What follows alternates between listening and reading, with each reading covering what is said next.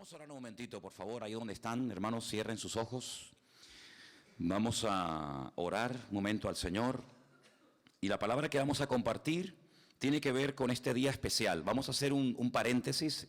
Yo comencé una serie hace 2 domingos atrás titulada o basada en personajes poco conocidos de la Biblia. Hablábamos de aquella muchacha que el Señor utilizó, una chica que no le dio lugar a la rabia, a la ira, sino que abrió su boca y le testificó, le dio testimonio a la mujer de Naamán, el general asirio, y pudo ir y ser sanado y transformado por el poder de Dios. Y hablamos de esa chica desconocida, pero que ahí está. El domingo pasado hablamos de uno de los valientes de David, de Sama, un hombre que se paró y se jugó la vida peleando por un pequeño terreno lleno de lentejas, y hablamos de lo que todo eso representa. Y voy a seguir con esta serie de personajes poco conocidos, pero hoy hacemos un alto porque hoy tenemos que hablar sin lugar a dudas de la resurrección. Así que vamos a darle gracias al Señor por este momento. Padre, te damos infinitas gracias por el privilegio que nos das de estar aquí tranquilos en tu presencia. Y vamos a abrir tu palabra con temor y temblor, Señor, y pedimos que en este día tan importante tú nos hables a nuestras vidas y podamos hoy comenzar una semana victoriosa, una semana bendecida, una semana donde veamos puertas abiertas y donde veamos cambios y donde veamos verdaderamente que tú estás utilizando nuestra vida y estás obrando en todos y en cada uno de nosotros conforme a tu propósito y conforme a tu voluntad, Señor. Danos sabiduría, Dios mío, ayúdanos para poder oír tu voz y para poder captar tu mensaje en medio de todo lo que vamos a estar compartiendo en esta tarde. En el nombre bendito de Jesús. Amén y amén. Vamos a 1 Corintios capítulo 15, una vez más. Se han leído varias porciones del capítulo, aún no se ha leído todo, pero este capítulo es un capítulo monográfico, ¿vale? Es un capítulo que habla de un tema. Hay pocos capítulos en la Biblia que hablen de un solo tema desde el principio hasta el final. Generalmente hay capítulos que hablan de varias cosas en medio del mismo capítulo, ¿no? Pero en este caso tenemos todo el capítulo 15 de 1 Corintios que habla acerca del tema de la resurrección. Tenemos otros capítulos monográficos, por ejemplo, en 1 Corintios tenemos el capítulo 7, que habla de los problemas o de los posibles problemas que pueden haber en el matrimonio. Tenemos el capítulo 12 de Romanos, los deberes cristianos. Tenemos 1 Corintios 13, que habla de la preeminencia del amor. Así que hay varios capítulos en la Biblia que son temas monográficos. Y en esta ocasión, hablando acerca del tema de la resurrección, si miramos la vida de nuestro Señor Jesucristo, sin lugar a dudas fue una persona diferente a todos los que le precedieron y a todos los que vinieron después de él, evidentemente. Dice la Biblia que él enseñaba con autoridad. No es que no hubiera gente que enseñara en aquella época. En la época de Jesús y antes de Jesús hubieron grandísimos y buenos maestros. Por ejemplo, Shammai, Hillel y otros grandes maestros. Bueno, ya si nos remontamos atrás, hablaríamos de Samuel, hablaríamos de Moisés.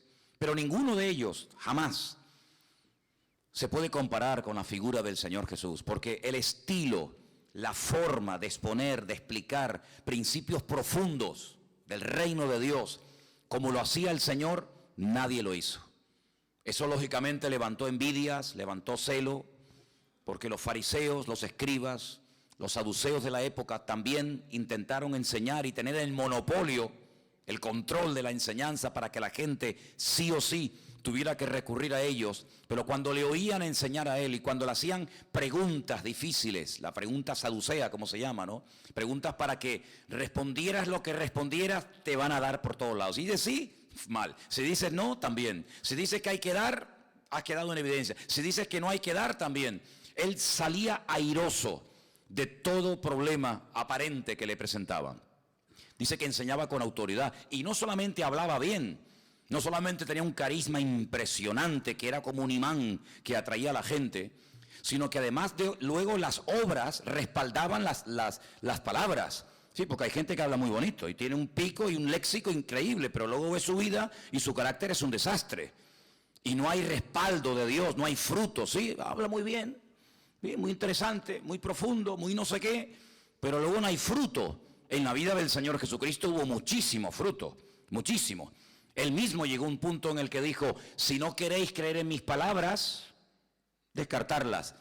Pero las obras que yo hago, nadie jamás las ha hecho entre vosotros. Así que por lo menos aceptar que las obras que yo hago son de parte de Dios. Y además con la autoridad con lo que lo decía. Porque llegó un punto en el que dijo, mira, ni lo que digo lo hago por mi propia cuenta, ni lo que hago lo hago por mi propia cuenta, sino que todo lo que enseño, todo lo que comparto, todo lo que digo, todo lo que predico y todo lo que hago, lo hago porque mi Padre que me envió dice que esto es lo que hoy corresponde hacer. Así que ante eso, ante ese argumento, ¿quién va a poner alguna objeción? ¿Te das cuenta? Dice la Biblia en Juan capítulo 3 que una noche tocó un gran fariseo, un principal entre los judíos. Quería hablar con el Señor, quería entrevistarse con el Señor y lo primero que le dice, Rabí, es mi maestro, sabemos que Dios te ha enviado porque nadie puede hacer las señales que tú haces si Dios no está con él. Es decir, que había fariseos que reconocían que Jesús era un gran maestro, un gran orador, pero de nada hubiera servido todo lo que dijo y todo lo que enseñó si al final no hubiera muerto en la cruz. Hubiera pasado a la historia como un gran maestro, hubiera pasado a la historia como un gran orador, con una elocuencia y un carisma tremendo, que utilizaba ejemplos que nadie jamás había utilizado, que sabía utilizar la palabra con una sabiduría espectacular, que enseñaba cosas que nadie jamás había enseñado. Él fue el primero que trajo el tema del reino de los cielos. Dice, arrepiéntanse, porque el reino de los cielos se ha acercado a vosotros. Y se ha acercado a través de él, a través de su misma persona.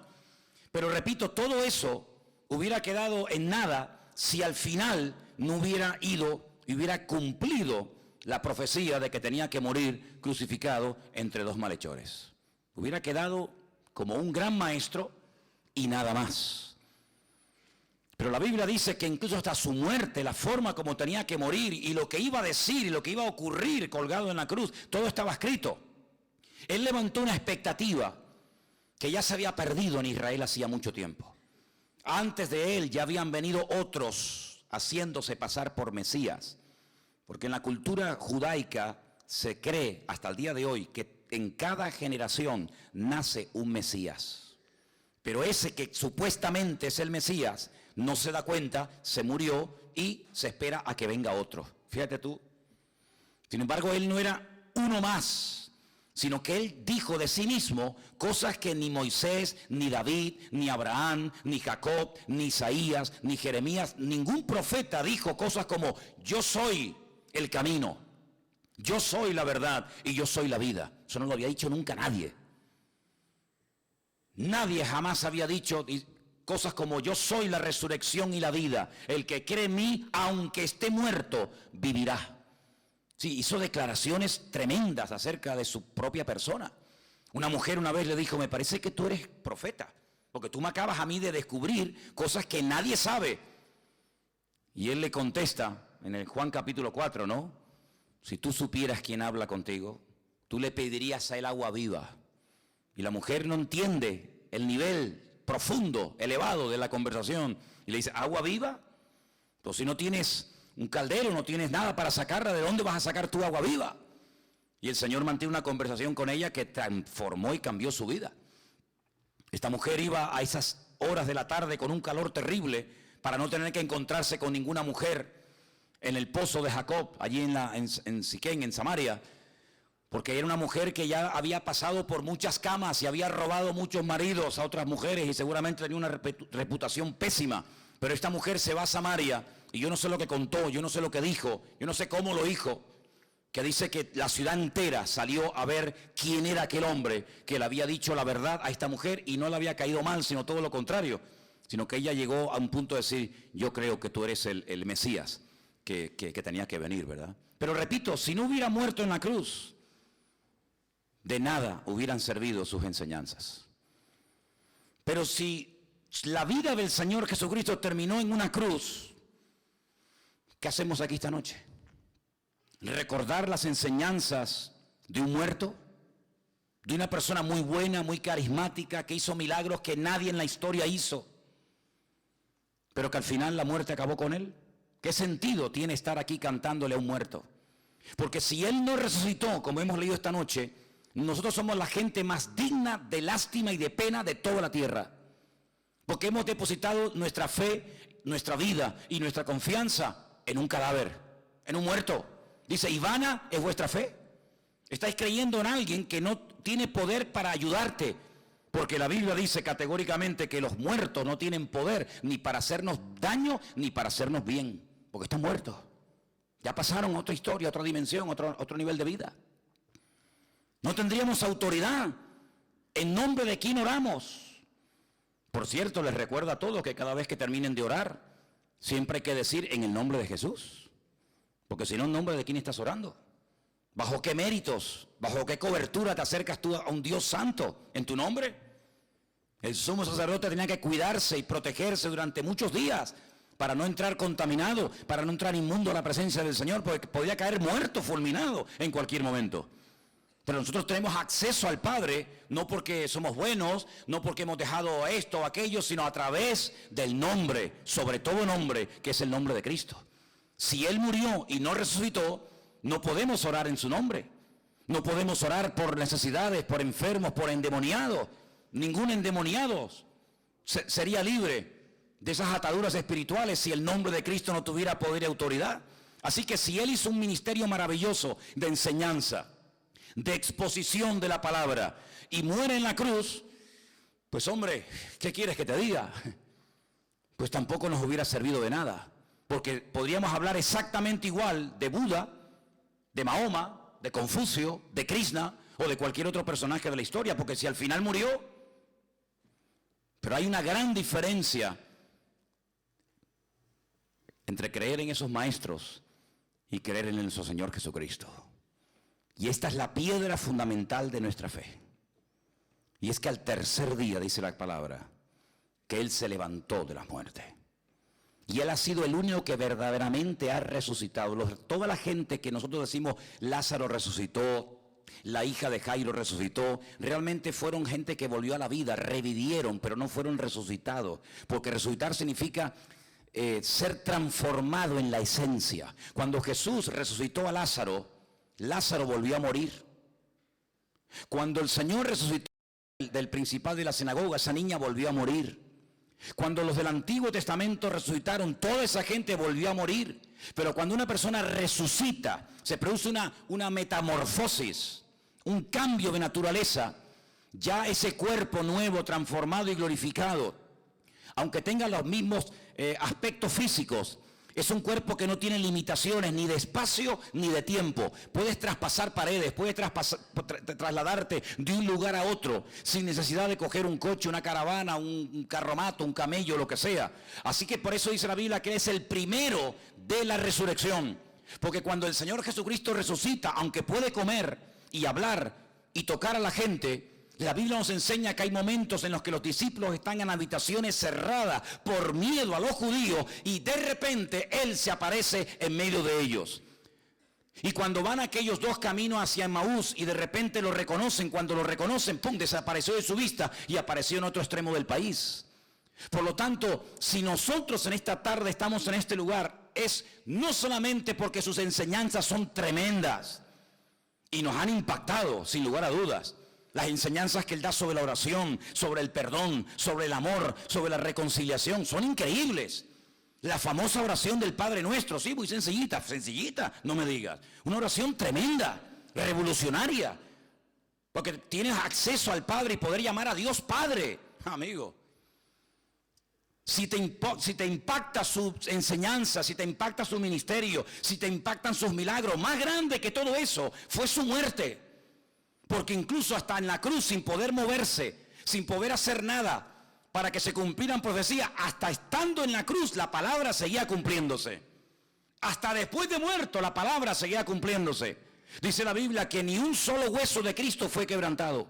Y mira que le dieron, mira que le golpearon y lo humillaron, pero ni un solo hueso se lo partieron. ¿Por qué? Porque en el Antiguo Testamento, cuando el cordero era sacrificado en Pesaj, en la fiesta de Pascua, había que cortarlo de tal manera que ni un solo hueso de aquel cordero pascual podía ser quebrantado, porque era como un tipo de que el Cordero de Dios que quita el pecado del mundo iba a ser molido, crucificado, apaleado, escupido, maltratado, humillado, pero ni un solo hueso de Cristo fue quebrado.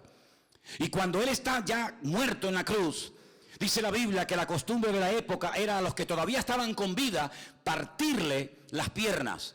Más que partirle las piernas, lo que hacían es que donde apoyaban los pies, había como una especie de taco de madera clavado en la cruz, donde la persona se apoyaba. Y cuando tú le quitabas ese taco de madera, la persona caía y automáticamente la persona moría asfixiada. Se le terminaba partiendo literalmente el corazón. Así que al ladrón que vieron que no terminaba de morir, se dice que le quitaron ese taco, quedó ahí suspendido y murió en décimas de segundo. Al otro exactamente igual. Pero cuando fueron al Señor, vieron que estaba muerto, pero para comprobar que efectivamente estaba muerto y no se había desmayado ni sufrido un colapso, como por ahí se dijo en cierta ocasión, dice que lo que hicieron fue comprobar si efectivamente estaba muerto. Dice que le clavaron una lanza y no hacía, no brotaba, no había pulso, y por lo tanto dice que salió pleura, salió agua mezclada con sangre y dijeron ya está muerto. Y eso no fue casualidad, sino que la Biblia dice que no quebrarían ni un solo hueso suyo. Y la Escritura decía con unos detalles tremendos, que lo crucificarían, que lo colgarían, que le harían agujeros en las manos y en los pies, sin quebrarle ni un solo hueso, y lo crucificarían entre malhechores, pero sería enterrado como si fuera un rico. Y dice que había por allí un señor que tenía un sepulcro preparado, labrado en roca, en piedra, y él lo donó para que lo enterraran como si fuera una persona de la aristocracia. Eso no lo pudo elegir Cristo porque ya estaba muerto. Pero hay una palabra que Él dice en la cruz tremenda, dice: Padre, en tus manos encomiendo mi espíritu. Porque Él sabía perfectamente, porque él era la palabra revelada, la palabra humanada, la palabra encarnada, la Torá hecha carne y hueso. Él sabía que la palabra decía: no permitirás que tu santo vea corrupción. En el cuerpo de Cristo no hubo corrupción. Los gusanos no entraron y comenzaron a devorar sus carnes, sino que se mantuvo de una forma intacta tremenda. Lo bajan de la cruz, lo meten en aquel sepulcro durante 72 horas. Ay, amigo. Pero dice la palabra de Dios que bien temprano en la mañana unas mujeres fueron, porque aún había acceso a la tumba, aunque había que rodar aquella enorme piedra que habían puesto allí, para poder terminar todo el proceso, no de embalsamarlo, porque los judíos no embalsamaban a los cuerpos, pero sí los preparaban con una serie de envolturas y de ungüentos, etc. Y dice que cuando llegaron, la tumba estaba abierta, estaba vacía. Y no es que se equivocaron de tumba, porque si se hubieran equivocado de tumba, la tumba real donde estaba, ahí seguiría. Por lo tanto, no tiene sentido salir corriendo a la ciudad de Jerusalén y decir: ha resucitado, no está en la tumba, está vivo. Porque al salir corriendo, por ejemplo, Pedro y Juan hubieran llegado a la tumba y le hubieran dicho: no sé ustedes de dónde sacan que ha resucitado, si aquí está dentro de la tumba. Por lo tanto, no es que se equivocaron, no es como los judíos hicieron creer en aquella época y sobornaron a la guardia y le dieron grandes sumas de dinero a los que custodiaban el sepulcro, de que sus discípulos habían venido de noche y habían robado el cuerpo. No. Sino lo que ocurrió es lo que decía la palabra de Dios, que moriría en la cruz conforme a las Escrituras y resucitaría al tercer día. Si nosotros aceptamos su ministerio de enseñanza, su ministerio profético, su ministerio como sanador, su ministerio como orador, aceptamos que murió y nos paramos ahí, somos los más dignos de lástima de toda la tierra. Porque entonces, si no resucitó, ¿cómo podemos tener la garantía de que el Padre aceptó su sacrificio y su sangre fue derramada en nuestro lugar? Si Él permaneció muerto, eso quiere decir de que el Padre no aceptó su sacrificio en nuestro lugar. Por lo tanto, nuestros pecados no han sido perdonados. Pero no solamente no han sido perdonados nuestros pecados, sino que no hay esperanza de vida eterna. No hay esperanza futura. Y los que murieron depositando su fe en Él, perdieron el tiempo, porque no resucitarán, porque si Cristo no resucitó, nadie resucita. Y si no hay resurrección, Él tampoco resucitó.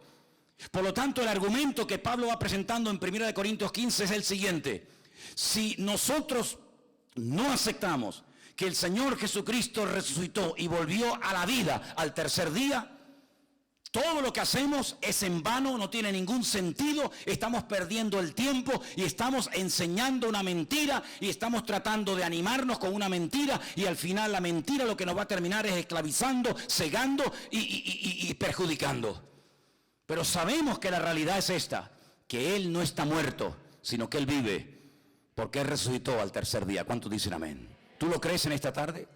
Fíjate qué poderoso es esto, que la Biblia dice, si tú crees que Él murió en la cruz, lo confiesas, lo dices públicamente con tu boca y crees que el Padre lo levantó de la muerte, serás salvo. Fíjate qué importancia tan grande le da a la Biblia a la creencia, al confesar que creo que murió y creo que resucitó. Eso es lo que produce transformación, cambio y lo que hace que nuestros pecados sean perdonados, porque no hay otra forma, no hay otra posibilidad de que nuestros pecados sean perdonados, sino solamente a través de lo que te acabo de mencionar. ¿Cuántos dicen amén?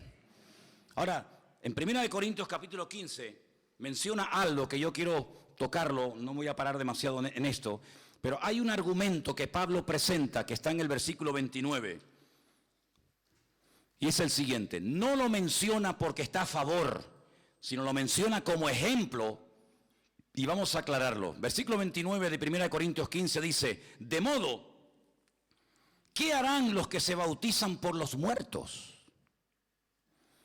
Si en ninguna manera los muertos resucitan, ¿por qué pues se bautizan por los muertos? ¿Es que acaso se puede una persona bautizar por uno que no está entre nosotros, por alguien que está muerto? La única secta que yo conozco en la actualidad que practica esto son los mormones. Los mormones sí se bautizan por familiares que no fueron mormones, que no se convirtieron a la iglesia de Jesucristo de los santos de los últimos días, como así se llaman. Entonces tú puedes tener una ceremonia donde te puedes bautizar por familiares, por padres, amigos, primos, etcétera, que no se hicieron mormones, como ellos creen que solamente los mormones se salvarán. Los que no se bautizaron en vida se condenaron, pero tú que vives puedes bautizarte por ello. Esto no es algo nuevo, esto ya arranca de los tiempos, incluso antes de Jesucristo era una práctica pagana. Si mi padre no terminó de abrazar la fe y la creencia en el Dios que yo hoy en día sirvo y adoro, pues yo me voy a bautizar aunque esté muerto por él. Y Pablo no lo menciona como dándole credibilidad, como dándole importancia, así como diciendo, bueno, y por ahí los que se bautizan por los muertos, si no existe la resurrección, ¿por qué entonces se están bautizando? Como un argumento para darle peso y para darle importancia al hecho de que la piedra fundamental de nosotros los cristianos, los hijos de Dios, los que hemos abrazado lo que Él hizo y lo que confesamos con nuestra boca, es la resurrección. ¿Qué diferencia hay entre uno que tiene un Dios muerto y otro que también tiene un Dios muerto? Ninguna. Por eso cuando nosotros entendimos esto, dejamos de perder el tiempo yendo a procesiones. Porque las procesiones son un insulto a la soberanía de Dios. Porque las procesiones es sacar por las calles imágenes de talla hechas por las manos del hombre, que como hemos dicho 1.000.000 de veces, tienen boca y no hablan, tienen ojos y no ven, tienen oídos y no oyen, y tienen pies y no caminan. Cuando a nosotros nos llegó la luz, la verdad del Evangelio, de que el Señor Jesucristo no se puede representar en una imagen de oro, de plata, de madera o de lo que sea, y entendimos que Él no habita, que Él no se mueve de esa forma, sino que Él quiere estar contigo en tu corazón permanentemente, 24 horas al día, dijimos, adiós muy buenas, porque Él dice en su palabra que si le obedecemos y le aceptamos como nuestro Señor y Salvador, dice, yo estaré con vosotros todos los días hasta el fin del mundo. Si eso lo leo en este momento un creyente aquí, lo puede creer totalmente, pero si lo lee un creyente en África, o lo lee un creyente en Asia, o lo lee un creyente en cualquier otra parte del mundo, a todos le está diciendo lo mismo en el mismo momento. Quiere decir que si un creyente en cualquier continente o parte del mundo lee esa promesa y la cree, lo que estamos diciendo sin querer o inconscientemente es que Cristo está vivo y que Cristo es omnipresente. Y que yo sepa, el único omnipresente, el único que lo sabe todo, lo puede todo y está en todas partes al mismo tiempo, es el Rey de Reyes y el Señor de los Señores. Luego Cristo no era simplemente un ser humano, sino era Dios con nosotros. ¿Cuántos dicen amén? Así es. Si usted no cree eso, ¿en qué crees? Si Cristo simplemente fue un profeta, a mí un profeta no me puede cambiar la vida. Pero si yo creo que Él está conmigo y contigo y con el otro y con el otro y con el otro, eso quiere decir mi presente. Porque aquí no hay vuelta de hoja, o lo acepto o lo rechazo. O creo que Él está conmigo y contigo al mismo tiempo y con el otro y con el otro y con el otro, o digo esto no puede ser, esto es mentira. No puede estar Cristo con 1.000 millones de personas al mismo tiempo. No puede estar por el día con uno y por la noche con otro. No puede estar con un preso en la cárcel y con un hermano que va en un submarino. No puede ser que esté con un astronauta en la luna y al mismo tiempo en una congregación en Tenerife. No puede ser. Pero claro que puede ser. Porque es su promesa. Y dice que estará con nosotros todos los días hasta el fin del mundo. Si Él nos resucitó, ¿a quién estamos esperando que venga en las nubes? ¿Qué reino estamos esperando? El reino de un muerto. El Señor Jesucristo, cuando instituyó lo que nosotros llamamos la Santa Cena, en la noche de la Pascua, Él dijo algo increíble. Dice, haced esto en memoria de mí hasta que yo venga. Tuvo una conversación muy interesante y profunda con sus discípulos y les dijo, no se turbe vuestro corazón. ¿Qué es turbarse el corazón? Es cuando se ponía el vino en un lagar, en una barrica. No muevas el vino porque todo el pozo, todos los residuos salen arriba y hay que dejarlo quieto. El apóstol Pablo utiliza este término cuando dice, ¿quién os perturbó? ¿Quién os movió de vuestra fe? Porque ustedes corríais bien, ustedes venían bien, pero alguien os perturbó, alguien os sacudió vuestra fe y por eso ahora queréis dar marcha atrás. Cuando yo les dije que de atrás hay que avanzar y no de adelante avanzar retroceder hacia el pasado. Y entonces dice el Señor, no se turbe vuestro corazón, no mezclen cosas, verdades con mentiras, pasado con... No se turbe vuestro corazón. Si creéis en Dios, creed también en mí. Y ellos están ahí atentos diciendo, a ver, ¿qué vas a decir? Porque en la casa de mi Padre muchas moradas hay. Simplemente lo que voy a hacer ahora es ir y preparar el lugar para vosotros, para que donde yo estoy, vosotros también estéis conmigo. Y sabéis a dónde voy, y sabéis el camino, y sabéis cómo comportaros, y salta por ahí uno y dice, Señor, pero ¿cómo vamos a saber el camino si no sabemos ni a dónde te vas? Dice, ¿cómo que no sabes? Si yo te he dicho ya 1000 veces que yo soy el camino, yo soy la verdad, y yo soy la vida, y nadie va a ir al Dios eterno sino solamente a través de mí. Es decir, no hay otra manera de ir a la presencia del Padre más que a través de Jesús. Efectivamente, así de claro, no hay otra. Por lo tanto, se quedaron con la boca abierta y le dijeron, bueno, pues, puesto que esto es así de claro y contundente, solamente nos queda pedirte un favor. Antes de irte, muéstranos al Padre. Moisés le pidió a Dios, déjame verte, y el Señor dijo, no, porque nadie podrá verme como Dios y permanecer vivo. Y cuando uno de sus discípulos le dice, Señor, muéstranos al Padre, te la estás jugando, amigo. Pero si quieres, la respuesta que te voy a dar es la siguiente, el que me ha visto a mí, ha visto a mi Padre. ¿Lo crees? Y dijo, sí, pues adelante. Fíjate tú el nivel de conversación que está manteniendo el Señor con esta gente. Por eso cuando Él va a Betania para ascender y volver otra vez a la presencia del Padre, sus discípulos que se dan cuenta que ha sanado enfermos, que ha echado fuera demonios, que ha multiplicado panes y peces, que ha caminado por encima de las aguas, que ha convertido agua en vino, etcétera, etcétera, etcétera, solamente tienen la última petición. A ver si esta por lo menos se la concede. Y le dicen, Señor, antes de irte, ¿restaurarás el reino de Israel? Los romanos serán destruidos, volveremos otra vez a tener nuestro rey, nuestra monarquía, nuestro templo, etc. ¿Vas a restaurar en este tiempo la monarquía y el reino? Y el Señor se les queda mirando y dice, es que a ustedes no les corresponde saber estas cuestiones.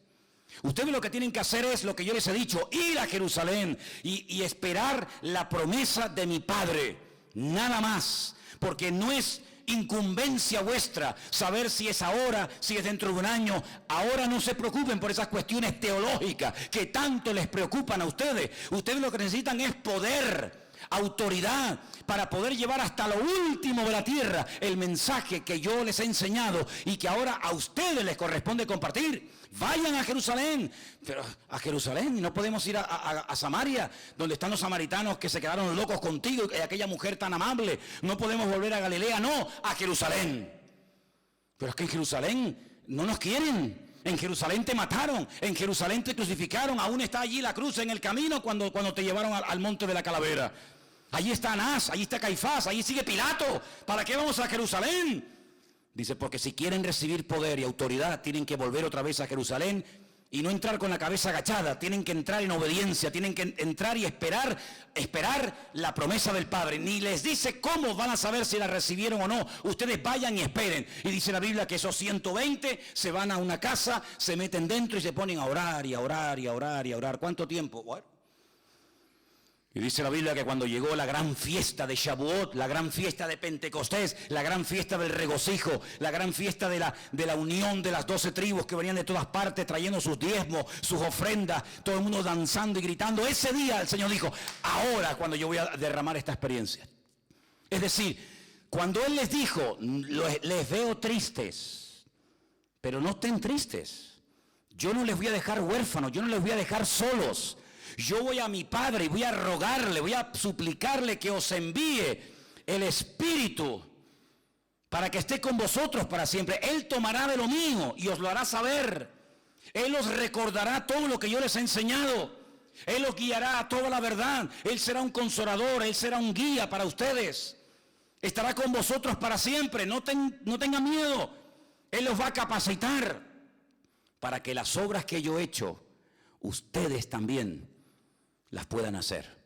No dice obras o señales diferentes, sino dice lo que yo he hecho, que ustedes también lo puedan hacer. Ahí uno puede estar seguro de si algo es de Dios o algo no es de Dios. Cuando nosotros hacemos algo diferente a lo que Él hizo, eso no es de Dios.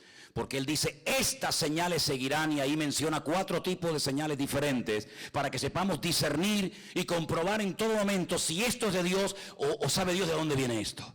Así que vayan a Jerusalén y esperen. Y allí esperaron. Y algo pasó aquel día, y hay que ser muy, muy ciego para no entender esto. Que esa gente que entró en aquella casa, cuando salieron, permítame la expresión, pusieron el mundo patas arriba. Un hombre que había negado al Señor hacía pocos días atrás, diciendo, yo no sé quién es, yo no quiero saber nada de Él. Hasta el punto que Él apostata. Si no, es que eso no puede pasar, ¿no? ¿Por qué? Porque tú lo digas. Porque tú lo digas. No, nadie puede apostatar, nadie se puede ir atrás. ¿A ti quién te enseñó eso? Vayan a mis discípulos y a Pedro. ¿Cómo? Pero Pedro no era discípulo, no, porque él dice que no quiere ser más del Señor. No conozco a ese hombre, no quiero saber nada de él. Muy bien, chao, adiós, muy buena. Pero como yo creo en él, como yo quiero seguir usando su vida, aunque él no quiere que yo lo use, vayan a mis discípulos y a Pedro y díganle que vayan a tal sitio que yo allí me encontraré con ellos. Y Santiago remacha el clavo diciendo, si hermanos, empieza así el versículo, hermanos, ¿qué es un hermano? Uno que pasa por la calle, no, un hermano es el que tiene el mismo padre que yo, el mismo Dios que tú y que yo, ¿sí o no? Eso es un hermano mío. Ay, fulanito no es hermano mío, no, ¿por qué? Porque él adora no sé quién, y para ser mi hermano en Cristo usted tiene que tener el mismo Dios que yo tengo. ¿Un musulmán no es mi hermano? No, Señor. ¿Por qué? Porque él no cree que Alá tiene un hijo llamado Jesús. Luego, aunque crea en un único Dios, el Dios Alá no cree, o no dice, o no enseña que tiene un hijo llamado Jesucristo que murió en la cruz. Por lo tanto, no es mi hermano. Puede ser mi amigo, puede ser un conocido, pero para ser mi hermano tenemos que tener el mismo Padre y las mismas promesas y creer en el mismo Dios. Así que vayan a mis hermanos y díganle tal cosa. Y Santiago dice, hermanos, si alguno de entre vosotros, pero tienes que empezar diciendo el versículo bien, porque como cortes una palabra ya la liamos. Hermanos, coma, si alguno de entre vosotros se ha apartado de la fe, sepa que el que haga volver al pecador, no al hermano, al pecador del error de su camino, salvará de muerte un alma y cubrirá multitud de pecados. Yo no he escrito eso. Si a usted no te gusta, yo no te tengo que dar explicaciones de ningún tipo. Ni yo, ni Priscila, ni Anzo. Aquí no damos explicaciones de doctrina. Esto es lo que dice la Biblia. Te gusta bien, y si no te gusta, que Dios le bendiga. Váyase a otro lugar donde te rían la gracia. La palabra de Dios nos enseña que así como una persona puede seguir al Señor, también una persona puede dar marcha atrás y mandarse a mudar. Y aunque tú no lo hayas visto, porque a lo mejor eres muy joven y no sabes mucho de esto, yo llevo casi 35 años de pastor sirviendo al Señor, y hemos visto así de gente que aparentemente iban a por todas, pero no sé lo que rayo pasó en su vida, que se desconectaron del Señor, se secaron y terminaron peor que al principio, y volvieron al vómito, y el postrer estado vuelve a ser peor que el primero, dice la palabra. Porque si le salieron un demonio, ahora le metieron 7 más todavía. Todo eso lo dice la Biblia. Y Pedro tuvo que ser restaurado, y por eso el Señor le dice: ¿tú me amas? ¿Qué pregunta más tonta? Para ti sí, pero para el Señor no, porque amar significa obedecer. Amar no solamente es recibir, eso no es amar. Hombre, ¿cómo no me vas a amar si te estoy dando y dando y dando y dando y dando? Eso no es amar. Pero ¿y si no te doy?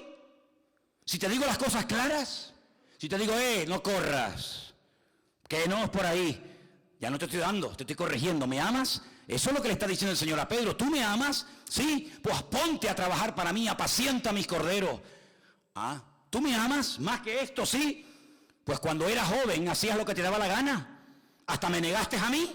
Fíjate si eras libre. Pero cuando seas viejo, extenderás tus manos, te ceñirá otro y te llevará donde tú no quieras ir. Y dice al final del texto, Juan capítulo 21, esto dijo el Señor, dando a entender con qué tipo de muerte había de glorificar a Dios. Si me amas, ¿estás dispuesto a morir como yo? Y Pedro lo hizo, y sabemos que fue fiel hasta el final, porque la Biblia dice fiel hasta. ¿Hasta cuándo? ¿Hasta el próximo culto? No, hasta la muerte. Yo te daré la corona de la vida. Y al que venciere, no borraré su nombre del libro de la vida. Bueno, y si no venzo, pues ya sabes.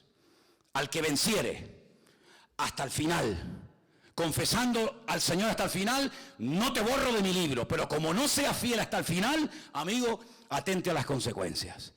Y por eso cuando vamos a la palabra de Dios, sabemos que el Padre aceptó al Señor, su sangre, su sacrificio. ¿Por qué? Porque en el día de Pentecostés, allí en Jerusalén, comenzaron a hablar en otras lenguas. Lenguas que no habían aprendido en la sinagoga. Lenguas que no se hablaban en el templo de Jerusalén, sino lenguas angelicales, lenguas que no habían conocido jamás en la vida. Pero había gente allí que conocía esas lenguas.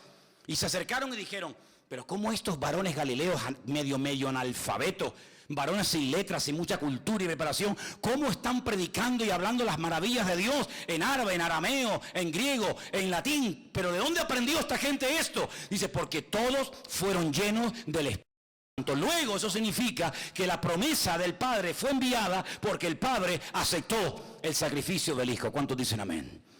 Si hubieran estado esperando y esperando y esperando y allí no pasa nada, es la evidencia de que el Padre no aceptó la ofrenda del Hijo. Cuando Él resucita, hay una mujer que lo quiere abrazar y Él le dijo, tranquilita, relájate, no me toques, no me toques, porque acabo de resucitar y aún no he subido a mi Padre. Tengo que subir con las manos horadadas, con las vestiduras sangrando y lleno de moretones por todos lados. Y cuando entre a la presencia del Padre, le diré, Padre, he hecho todo cuanto me mandaste. Y el Padre lo aceptó. Y cuando regresa, lo primero que hace el Señor, dice la Biblia, bajó a las partes más profundas de la tierra. Y llegó a Satanás y dice que le quitó las llaves de la muerte y del Hades. Y cuando se presenta el Señor, ahora es cuando recién le dice a sus discípulos, Shalom Aleichem. La paz a vosotros. Pero la paz viene por la obediencia. La paz no viene por predicar bonito. La paz no viene porque morir en una cruz y sacar. No. La paz viene porque he recibido de mi Padre el aval, el respaldo. Y ahora mi paz os dejo, mi paz os doy, no como el mundo la da. ¿Cuántos dicen amén? Así que hoy, de una forma especial, hermanos, tenemos que interiorizar esta gran verdad. Si Cristo no hubiera resucitado, somos las personas más dignas de lástima y de compasión del mundo. Tantos mártires, tantos hermanos crucificados, quemados, tanta gente despedazada en los circos romanos, ¿para qué? ¿Para qué? ¿Para quién murieron? Ellos sabían perfectamente que morían para un Cristo vivo. Porque la experiencia personal que uno puede llegar a tener con Él te marca de tal manera que aunque estés más solo que la una, eres capaz de ir contra viento y marea. Y como dijo aquel gran hombre de Dios, porque yo sé en quién he creído. Por eso cuando una persona verdaderamente se encuentra con Él, esa persona no puede quedarse exactamente igual, porque el Señor cuando entra en una vida, la cambia y la transforma radicalmente, una vez y para siempre. ¿Cuántos dicen amén? Así que, amados hermanos, en esta tarde, tú y yo estamos aquí porque Él está vivo. Porque si no estuviera vivo, ¿a quién le hemos cantado hace un rato? ¿A quién? ¿A quién le hemos cantado? ¿Ante quién hemos levantado las manos? Yo levanté también las manos esta tarde en un momento de la canción. ¿A quién la levantamos? ¿A quién adoramos? ¿A quién honramos? ¿A quién servimos? ¿Por qué aguantamos calumnias y críticas y persecuciones y martirios? ¿Por qué aguantamos todo eso los creyentes? ¿Por qué el cristianismo, la historia del pueblo de Dios está manchada en sangre durante 2000 años? ¿Porque somos masoquistas? ¿Porque nos gusta sufrir? ¿Porque no tenemos otra cosa que hacer en la vida? No, sino porque hemos entendido que separados de Él, nada podemos hacer. Y por eso podemos entender que tenemos un mensaje que dar. Y aquí viene lo importante ahora. Si todo esto es verdad, fíjate lo que te voy a decir ahora, Si es verdad que hubo un hombre llamado Jesús, que era el Hijo de Dios, que murió en la cruz de aquella manera tan vil y terrible, si es verdad que Él resucitó al tercer día, y si es verdad que Él va a estar con nosotros todos los días hasta el fin del mundo, ¿cómo vamos a estar mudos?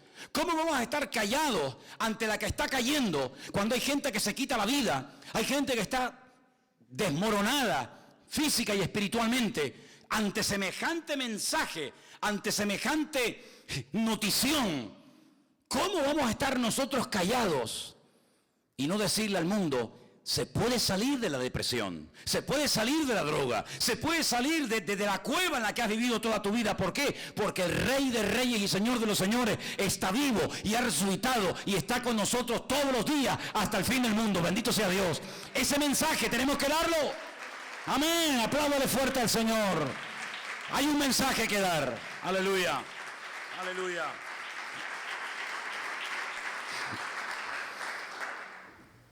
Y algo muy importante, el creyente que cree en todo esto y interioriza estas verdades, tiene autoridad. Tiene la autoridad del Señor. Quiero que vayamos a Marcos, el último capítulo del Evangelio según San Marcos, para que leamos directamente las palabras del Señor y veamos la tremenda autoridad que el Señor le da a su pueblo, a sus hijos, a los que creen en Él. Marcos capítulo 16, por favor. Vamos a leer a partir del versículo 14. Marcos capítulo 16, versículo 14 en adelante.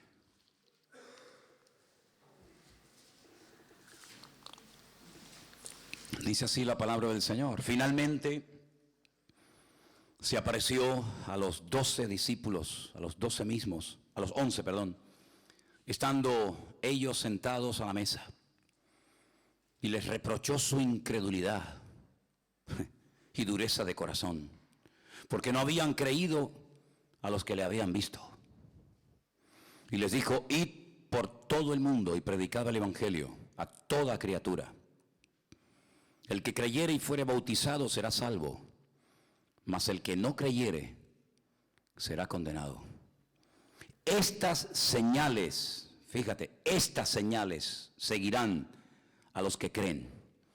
En mi nombre echarán fuera demonios. En mi nombre hablarán nuevas lenguas.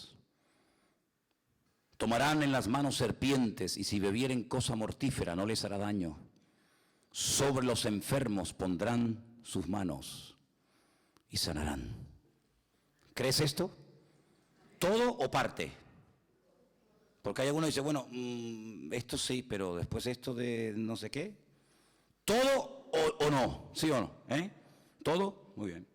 Pues entonces empieza a practicar esto. ¿O ya no hay endemoniados en Tenerife? ¿Ya no hay? Hace muchos años estaba yo a punto de comenzar a predicar un día jueves. Y vi un medio movimiento extraño por ahí al final. No era en esta iglesia, era en otra que pastoreé. Y había unas personas que habían sido enviadas por unos hermanos que estaban en casa orando y de repente alguien allí en ese salón montó un zaperoco, se manifestó de una forma tremenda. Y estos creyentes de toda la vida, de generaciones, no sabían ni qué hacer ante semejante situación. Y no se le ocurre otra cosa a este señor que decir a sus hijas, vayan a la iglesia de Manolo y díganle que venga corriendo. Entonces yo, no sé a quién, le dije, hermanos, si pueden ocupar mi lugar, tengo que salir, hay una urgencia, y me fui. Cuando llegué a la casa de estos hermanos, muy buenos hermanos, pero no sabían qué hacer. Me abren la puerta y estaban todos blancos como el papel. Y me dice, está en la sala. Digo, vale. Me fui para allá, estaban todos metidos en las habitaciones y había una persona manifestada con demonios en su vida. Y yo simplemente hice lo que dice la Biblia. Me vino al momento la palabra, en mi nombre echarán fuera demonios. Nada más. Llegué, me agaché, estaba tumbado en el suelo y le dije, en el nombre de Jesucristo, sal de este hombre y déjalo en paz y nunca más lo molestes. Se levantó, su vida pegó un cambio total y absoluto, comenzó a venir a la iglesia, llamó a su padre, anciano de una iglesia en Madrid, llamó a sus hermanos, llamó a sus familiares y me dice, quiero un día públicamente dar testimonio. Y dio testimonio. Y su vida cambió radicalmente. Y ustedes dirán, ¿y ese qué fue de ese hombre? Hoy por hoy se llama Marcos Monje Barrio y es el pastor de la iglesia del Puerto de la Cruz. Ay, amigo. Ay, amigo. Estábamos un día en un culto y de repente terminó, nos estábamos saludando, despidiendo y de repente oigo por ahí un zaperoco, un ruido, alarido. Y voy para allá y me dice un chico, es que mi madre padece de ataques epilépticos. Digo, ¿me dejas orar por ella? Y dice, sí. La miré así y yo dije, ataque epiléptico, no tiene ni idea lo que hay aquí. Reprendí, tomé autoridad, como dice la Biblia, sin espavientos, sin gritos. En el nombre de Jesús, sal fuera y deja en paz a esta mujer. La mujer se levanta así, como un resorte y me dice, yo sabía que algo malo tenía, pero no sabía lo que era. Y le dije, lo que usted tenía era un demonio que la estaba atormentando. Después me confesó que había ido a montones de lugares. Al año siguiente fuimos a la playa de las Teresitas a bautizar un grupo de hermanos. Y esta señora estaba allí. En un año no se había congregado en ninguna iglesia, ni siquiera en la nuestra. Y me la encontré allí. Y cuando me acerqué a ella le dije, ¿qué fue de aquellos ataques epilépticos que a usted le daban? Y dice, no, nunca más me volvieron a dar ningún ataque. Yo desde aquel día cambié y nunca más volví a sufrir ningún tipo de ataques. En un campamento donde había 2,000 y pico jóvenes en Buenos Aires, en Ezeiza, en Argentina. Estoy predicando y de repente, ¡pum!, se me salta un joven y me agarra de la corbata y me empieza a ahogar, endemoniado hasta las orejas, lo agarra así en peso, me lo llevo a una habitación, me dio patadas por todos lados, aquello fue una lucha titánica, lo reprendí en el nombre de Jesús, quedó libre completamente. Y cuando hablé con él, le digo, ¿desde cuándo te pasa esto? Dice, desde que comencé a pagarle a prostitutas que practicaban macumba, umbanda y todo esto, y quedé totalmente endemoniado y poseído de todo lo que le pasó. Estábamos en la Cuesta de Piedra predicando, sale una mujer de entre el público, se me tira a la plataforma y me quiere arañar y me quiere ahogar.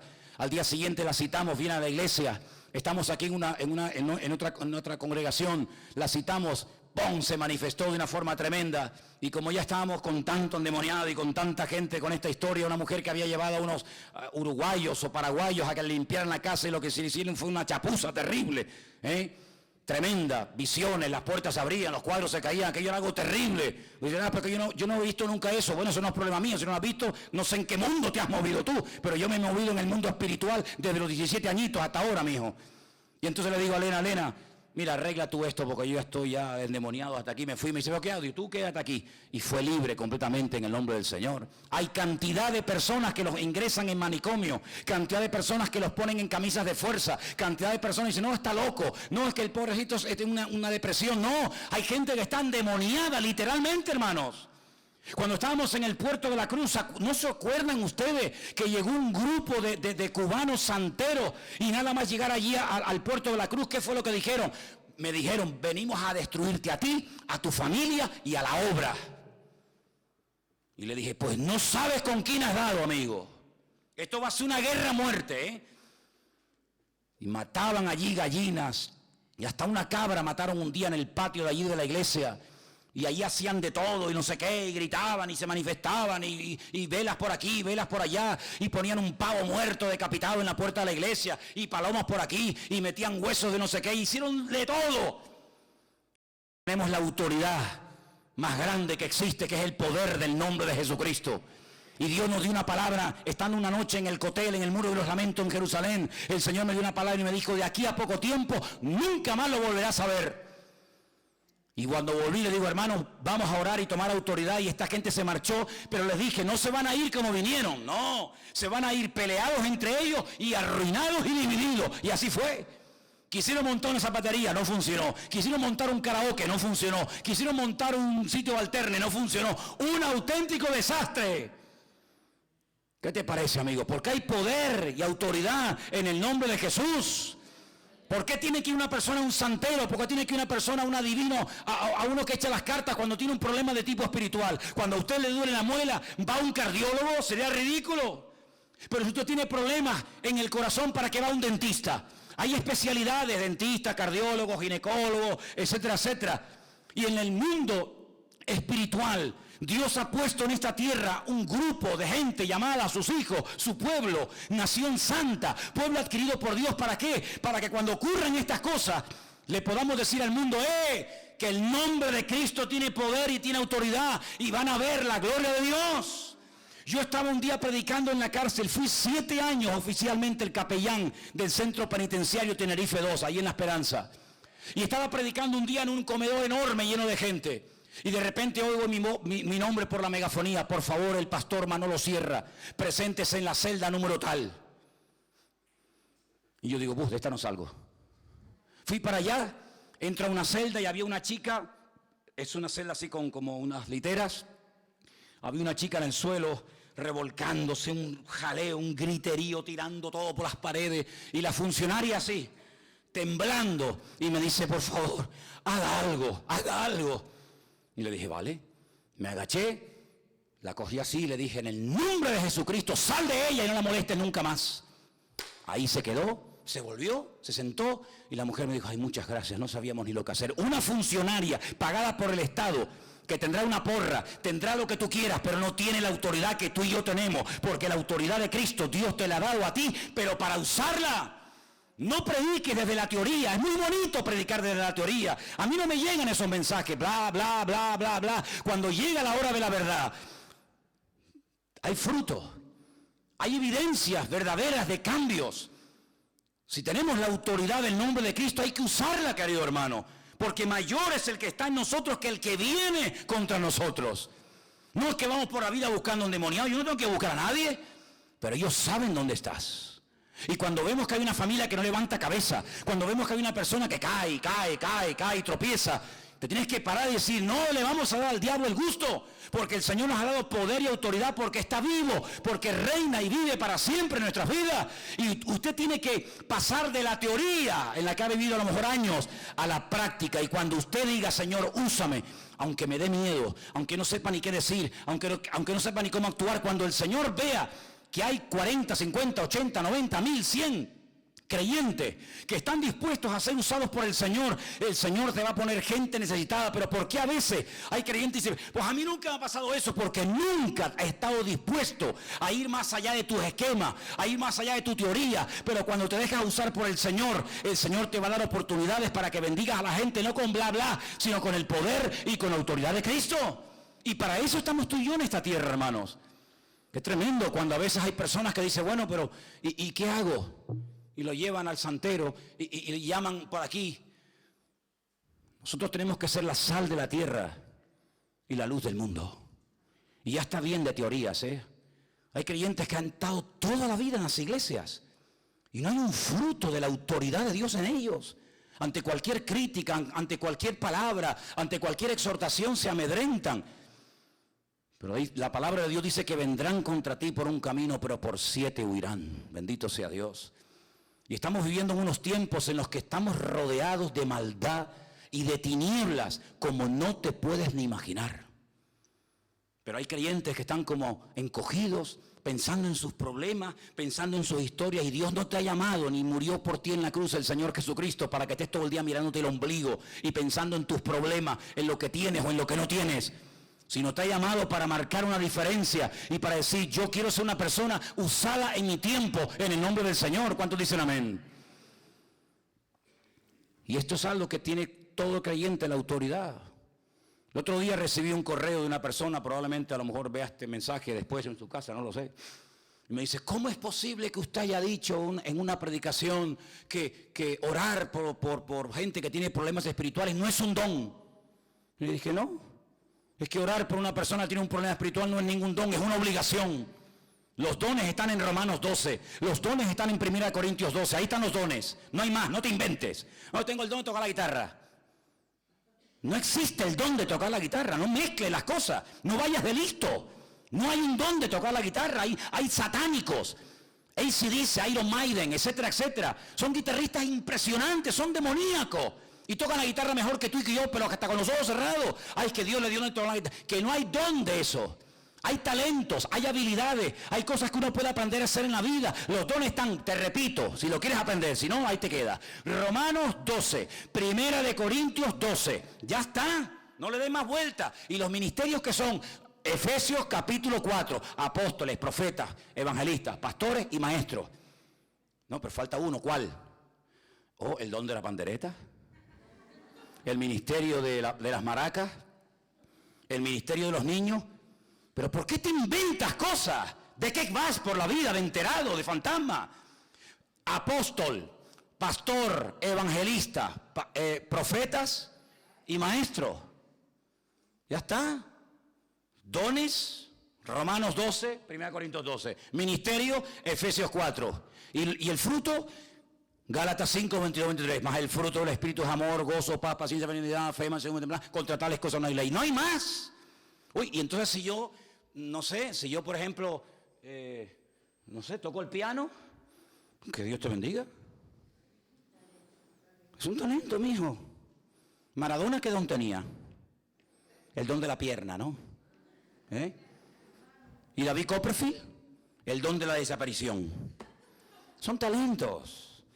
Y si no sabes moverte en esto, mejor que te calles y aprendas. Porque hay mucho que aprender del mundo espiritual. Y yo estoy aquí para enseñarte a ti, no tú para enseñarme a mí. Cuando tú viniste, yo ya estaba aquí. Y yo estoy aquí para pastorearte a ti, pero tú no me vas a pastorear a mí en la vida. Y esto es lo que dice la palabra de Dios. Y si usted quiere tener dones, yo te voy a decir cómo puedes tener dones. Y si quieres un día que oremos por un endemoniado, vente conmigo. Y te voy a decir, haz esto, esto y esto. Y vas a ver cómo funciona. Y si quieres ver la gloria del Señor en tu vida, no desde la teoría, sino desde la realidad, vas a ver cómo el Señor te va a usar. Pero muchas veces el Señor no usa más a la gente porque tiene ya unos esquemas. No, es que a mí nunca me enseñaron eso, es que ese no es mi problema. Yo no sé lo que te enseñaron a ti, yo sé a quién he parido y yo sé cómo yo he criado aquí a mis hijos. Pero si usted vino torcido o torcida, eso no es problema mío. Pero sí es problema mío ayudar a enderezarte y a enseñarte que hay más de lo que hasta el día de hoy has visto. Porque estamos viviendo en unos tiempos donde ya los hermanos no pueden conformarse con orar poquito, leer un poquito. No, ha llegado el momento de la realidad. Jesús se le presentó a sus discípulos el Cristo resucitado y glorioso, y desde la orilla del mar de Galilea, en Tacma, que hemos estado allí infinidad de veces, miró a sus discípulos agobiados, cansados, frustrados, toda la noche para arriba, para abajo, nada, y le dice, ¿habéis pescado algo? Y le contestaron, nada. Toda la noche para arriba y para abajo. No hemos pescado ni una sardina. Nada. Claro. Eso es lo que pasa cuando hacen las cosas en vuestras propias fuerzas. No hay fruto, no hay resultado. Bla, bla, bla, bla, bla, bla. Vamos a hacer algo. Cojan la misma red, desde ahí mismo, la misma barca, pero échala a la derecha. Le podía haber dicho, tírala para atrás, da igual. Y dice que lo hicieron y cuando intentaron sacarla, la red no se les partió de milagro. Tuvieron que pedir ayuda porque la barca casi se les hundía de la bendición. Cuando llegaron a la orilla, dijeron, oye, vamos a contar a ver cuánto hemos cogido. 1, 2, 3, 80, 90, 21. ¿Cuántos había? 153 peces. ¿Y qué más da? Si había 153 o 45 o 200 o 1. ¿Para qué dice la Biblia el número? ¿Qué más da? Ani Elohim Adonai Eloheinu. Yo soy el Señor tu Dios. Valor numérico 153. Ahí está la firma. ¿Quieres saber quién ha hecho el milagro? Adonai Eloheinu Baruch atah Adonai. Yo soy el que te ha dado la bendición. ¿Quieres la bendición de Dios? Es tuya si la quieres. Pero para obtener la bendición de Dios hay que tener varios requisitos y términos. Primero, humildad. Solamente sé que no sé nada. Como vayas de enterado, como vayas de enterada, no vas a ver la gloria de Dios. Es que yo sé pescar, venga. Es que yo sé, venga. No vas a ver nada, porque separados de mí, nada podéis hacer. Vas a estar con esta iglesia, con la otra, con aquí, por allá, con el pastor Juan, con el pastor Antonio, con el pastor Pepito, con el hermano Antonio, con la hermana tal, con el profeta no sé qué. Pim, pam, pim, pam, pim, pam. Nada. Al final del camino, igual o peor. Humildad. Segundo, buscar de verdad la bendición de Dios. Buscar de verdad la bendición. Señor, quiero que tú uses mi vida. Quiero que tú la uses. Quiero que me sorprendas. Porque yo he dicho muchos domingos por la tarde, hermano, pídale al Señor que en esta semana el Señor le sorprenda. ¿Es que acaso todavía el Señor nos puede sorprender después de tantos años? Claro que sí, por supuesto. Señor, sorpréndeme. Porque nosotros tenemos a veces actitudes que se han convertido en nuestros enemigos. Tenemos, por ejemplo, un marido inconverso y ya como que inconscientemente ni siquiera ya ni nos imaginamos, ni nos ilusionamos con la posibilidad de verlo un día aquí alabando al Señor. Porque como ya he pedido, y ahí es donde se mueve el enemigo, en el conformismo. Es decir, bueno, este no va a cambiar, esto no lo voy a conseguir. ¿Cómo que no? Una mujer con 90 años quedó embarazada. Y Dios la sorprendió. ¿Te imaginas mañana leer en el periódico, mujer de 90 años en Santa Cruz de Tenerife queda embarazada? ¿Te imaginas? Eso eran las noticias de los tiempos de la Biblia. Ciudad gigantesca de millones de habitantes ha sido derrumbada dando vueltas a un grupo de personas tocando un shofar. Y dice, pero no puede ser. El mar Rojo se ha abierto para que 2,5 millones de ciudadanos pasen por en medio por tierra seca.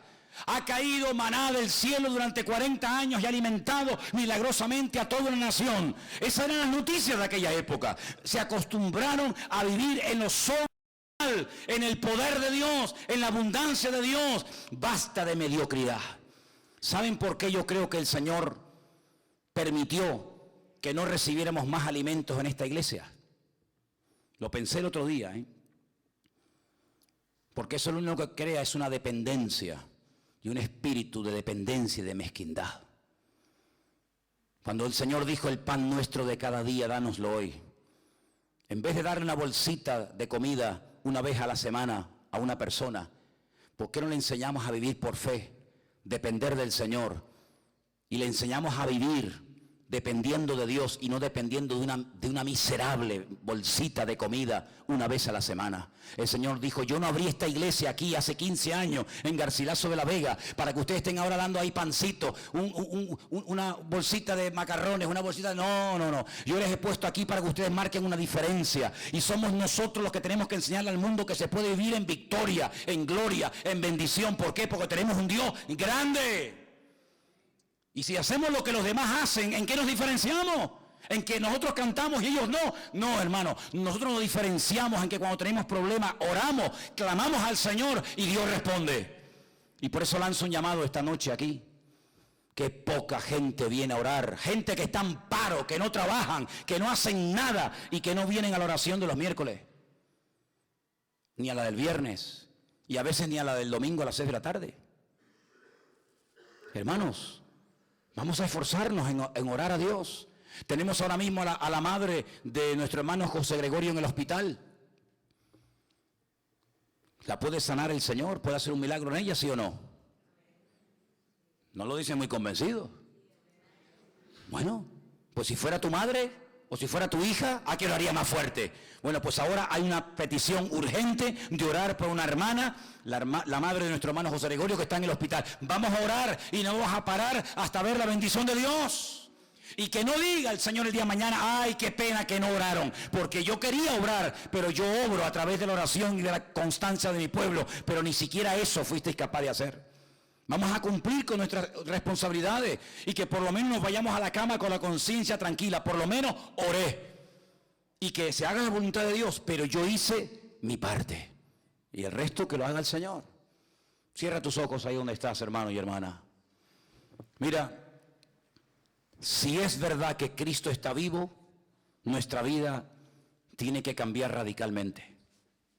Si es verdad que Él está esta tarde aquí, y que el diablo ha sido derrotado y vencido, si es verdad que Él derrotó a todo el infierno y que nosotros tenemos su misma autoridad, su misma gracia y unción y poder, nuestra vida tiene que ser una bomba.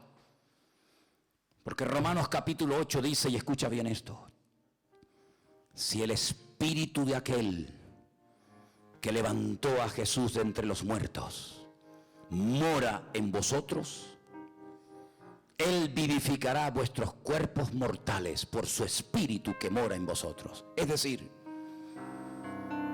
ese Ruach HaKodesh, ese espíritu poderoso, esa unción de lo alto, llámala como quieras, que el Maestro tuvo, nuestro Señor, en este mundo, lo ha repartido a su pueblo para que podamos vivir en victoria.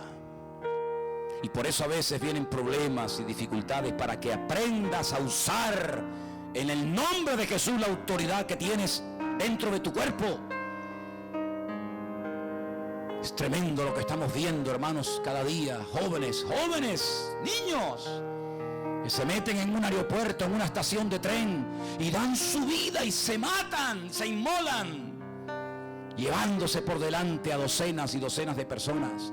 Porque tienen poder, el poder de esas bombas, de esa dinamita, el poder de esa metralla, de esos tornillos y clavos y tuercas que llevan dentro y ¡pum!, explotan.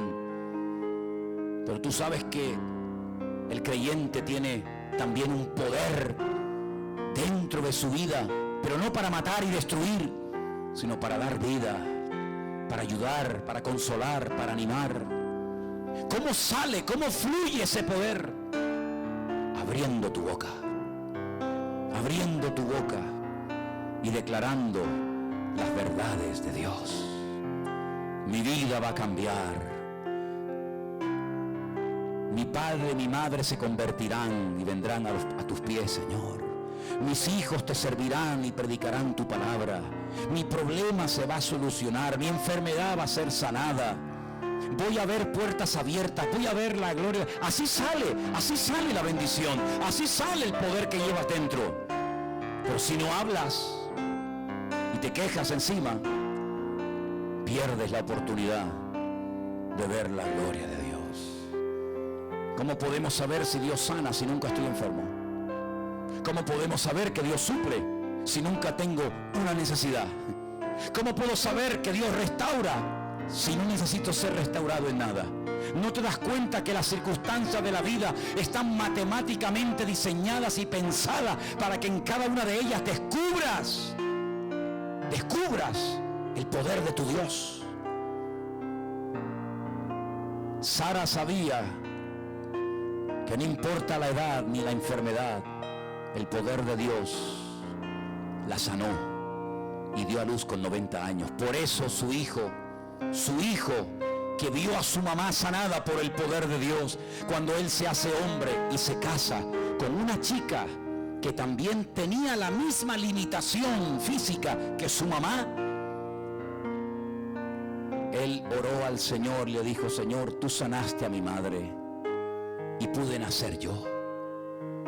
Así es que tú me has demostrado en mi familia que tú eres capaz de sanar a mujeres estériles. Te pido que ahora a mi esposa, a mi mujer, le abras la matriz, como abriste la matriz de mi madre y yo pude nacer.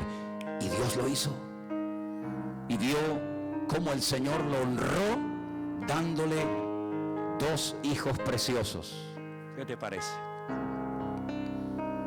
Y así vemos cómo lo que ocurre es como una prueba, un examen, un test para descubrir la grandeza de Dios. Abre nuestros ojos, Señor, para poder ver tu gloria. Queremos ver tu gloria en estos tiempos como nunca antes lo hemos visto. Queremos ver gente sanada, liberada. Queremos ver milagros. Señor, que vengan personas con necesidades tremendas a la iglesia para que podamos orar por ellos, bendecirlos y ver tu gloria, Señor. Esta ciudad necesita ver tu gloria. Este país necesita ver cambios, vidas transformadas por el poder de Dios, y para eso estamos aquí. Así que, hermanos, abran sus ojos. Hermanas, ustedes que van a tiendas, que conocen amigas, vecinas, abran sus ojos. Cuando oigan una conversación donde se presente una necesidad, actúa. No digas: bueno, pobrecita. No, vamos a orar. Vamos a orar. Déjate usar por el Señor y vas a ver la gloria del Señor en tu vida. La persona que está a tu lado, júntate a él o a ella un momentito. Oren juntos y pónganse de acuerdo y digan conmigo: Señor, en esta semana, Señor, ore por la persona que está a su lado. Señor, en esta semana, dame oportunidades para ver tu gloria. Quiero ser usado por el Señor. En ese compañero de trabajo que tanto te habla de su problema, vas a decir: mira, ven para acá. Voy a orar por ti, para que el Señor te ayude y te bendiga. Por ese amigo que saludas todos los días en el semáforo, en el parque. Por ese hijo, esa familia. Señor, úsame en esta semana, Padre. Dígaselo al Señor: úsame, úsame, úsame, Señor, úsame, Dios. Úsame, Señor. No quiero que pasen los días, las semanas, los meses y la vida y no soy usado por ti nunca, Señor. Yo quiero ser usado por ti poderosamente. Y si tú realmente le pides al Señor esto, y la prioridad en tu vida es presentar tu vida al servicio del Señor, te aseguro que no pasará ni un solo día en el que no tendrás la oportunidad de dar testimonio del poder de tu Dios. Pero tú tienes que poner de tu parte y estar atento y estar observando lo que ocurre a tu alrededor, y en cuanto se presente la oportunidad, ¡pam!, ahí te dejas caer. Y tienes que hacer lo que Cristo haría si estuviera en tu lugar en ese momento y en ese lugar, en ese día. Iba caminando el Señor y vio un cortejo fúnebre, la gente llorando. El Señor dijo: alto, alto. Puso la mano sobre el féretro y la niña se levantó. Aprovechó la oportunidad. ¿Qué te parece? Tenían hambre en el desierto. Dijo: bueno, pues que hubieran traído comida ya ellos. No. Vamos a aprovechar esta oportunidad para multiplicar los panes y los peces. Hay una tempestad en medio de la mar. Bueno, no sé, no trajeron pastillas para el mareo. Aguántense. No. Vamos a tomar autoridad y reprender este viento y que se haga una gran calma. En otras palabras, las circunstancias tienen que saber interpretarlas y leerlas. Y en la medida en que practiques, si te dejes usar por Dios, te vas a quedar con la boca abierta de ver cómo el mundo espiritual es tan real como el aire que respiras, y vas a ver la gloria del Señor. Yo animo a los jóvenes que habéis venido a un retiro. Hoy es cuando comienza el retiro, no cuando termina. Hoy es cuando se tiene que marcar una diferencia en tu universidad, en tu colegio, en tu familia. Hoy es cuando tú tienes que decir: Señor, yo quiero ser usado desde joven, porque el que no se dejó ser usado por joven, difícilmente lo será cuando sea grande. Pero bendito sea Dios que esta semana que empieza hoy va a ser una semana de victoria y de bendición. Díselo al que está a tu lado, hermano, prepárate esta semana, va a ser una semana de gloria, de poder y de triunfo. Aleluya.